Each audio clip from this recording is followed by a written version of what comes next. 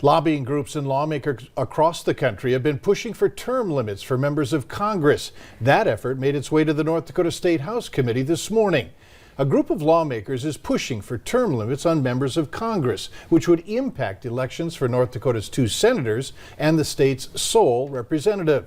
The resolution would call for a convention during which 2/3 of the states would need to agree to altering the U.S. Constitution in order to impose the limits.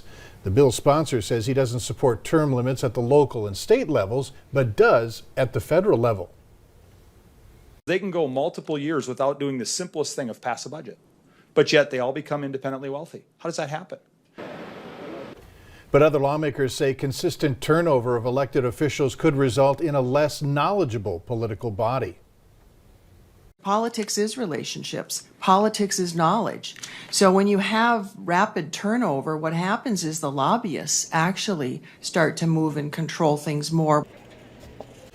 Representative Steiner added that voters are ultimately responsible for who's in office. She says voters should have the power to keep voting someone in or to vote for someone new. The Minnesota House has rejected a bill to create a fund that would boost security during the upcoming trial of Derek Chauvin, who was charged with killing George Floyd.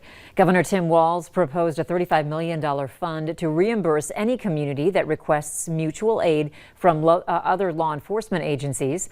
Local, state, and federal authorities have been preparing for demonstrations and possible unrest for months. Up next on Valley News Live at 6, who will benefit from local elementary students collecting a record number of stuffed animals?